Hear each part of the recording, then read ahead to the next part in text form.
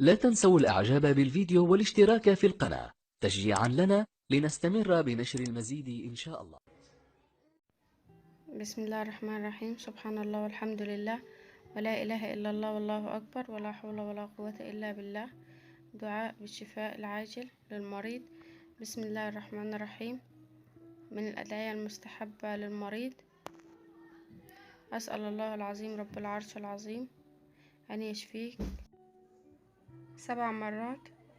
اللهم رب الناس مذهب البأس اشفي أنت الشافي لا شفاء إلا أنت اشفيه شفاء لا يغادر سقما.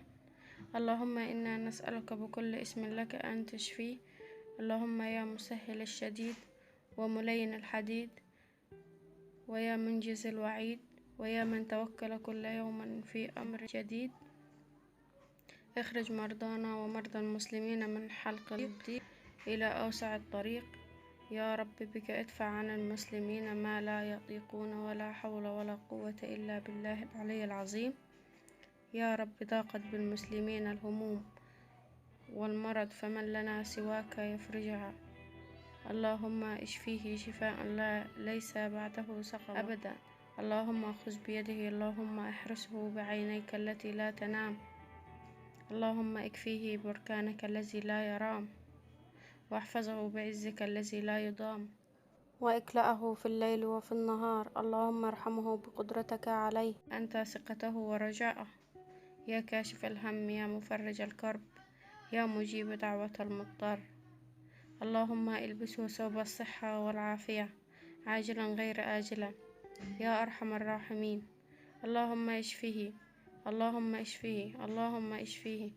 إني أسألك من عظيم لطفك وكرمك وسترك الجميل أن تشفيه وتمده بالصحة والعافية.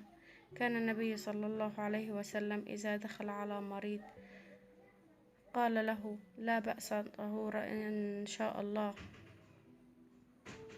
آيات الشفاء من القرآن: بسم الله الرحمن الرحيم. الذي خلقني فهو يهديني، والذي يطعمني ويسقيني، وإذا مرضت فهو يشفيني 3 مرات، ويشفي صدور قوم مؤمنين 3 مرات، وشفاء لما في الصدور، وهدى ورحمة للمؤمنين 3 مرات. هو الذين آمنوا هدى وشفاء 3 مرات، فيه شفاء للناس 3 مرات. ننزل من القرآن ما هو شفاء ورحمة للمؤمنين 3 مرات. ربي إني مسني الضر وأنت أرحم الراحمين 3 مرات. في حالة وجود ألم في أي مكان في الجسم نقول: أعوذ بالله من الشيطان الرجيم، بسم الله الرحمن الرحيم 3 مرات. ونضع يدنا اليمين على مكان الألم ونقول: نستعيذ بالله وقدرته القوية وأسمائه الحسنى المباركات وكلمات التامات كلها من شر ما نجد ونحاذر 3 مرات. طلب الدعاء من المريض: يستحب طلب الدعاء من المريض لأنه مضطر، ودعاؤه أسرع إجابة من غيره.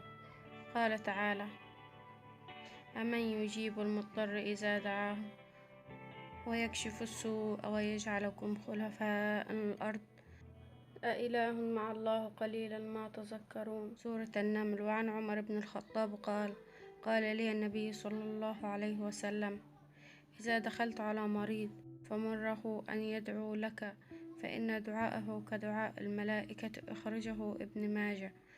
فوائد زيارة المريض: زيارة المريض سنة والبعض يراها واجبة، ولزيارة المريض فوائد للزائر كما هي للمريض.